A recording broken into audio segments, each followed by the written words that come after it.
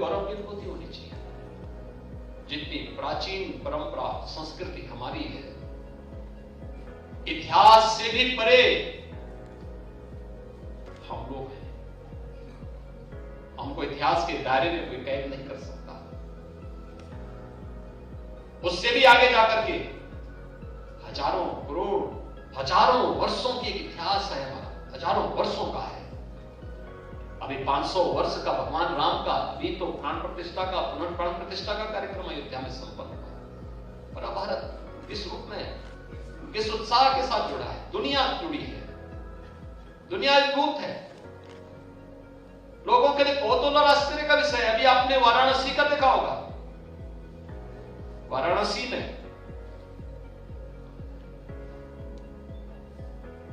काशी विश्वनाथ धाम में, ज्ञानवापी में ईएसआई की रिपोर्ट सामने आ रही है। ईएसआई की रिपोर्ट क्या बताती है?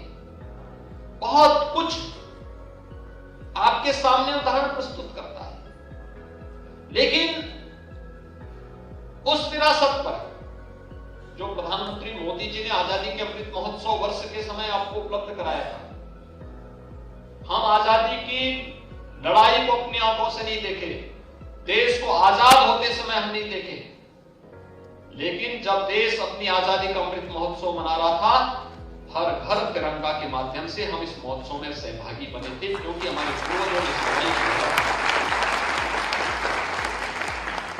हमने उस दौरान आजादी के अपने उन बंदों को, जो राष्ट्रनायक थे, जो स्वतंत्रता संग्राम सेनानी थे, उस समय के क्रांतिकारी थे, या जिन्होंने देश की आजादी के पहले आजादी के आंदोलन में सहभागी बनकर के इस लड़ाई में नेतृत्व प्रदान किया था, या आजादी के बाद भारत की सुरक्षा करते हुए भारत के रक्षा बलों में, अर्धसैनिक बलों में, पुलिस बलों में अपनी सेवाओं के माध्यम से देश को सुरक्षा दी थी, बाह्य और आंतरिक सुरक्षा प्रदान की थी, उनके प्रति सम्मान का भाव व्यक्त करेंगे। उनके स्मारकों का सुंदरीकरण हुआ, हम लोग गए, उन पे शोध हुआ, उन पे कार्य हुआ।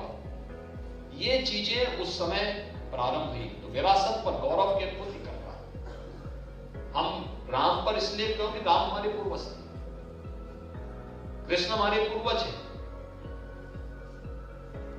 केवल हमारी आस्था नहीं, हमारी विरासत भी है, और हम उस परंपरा पर गौरव के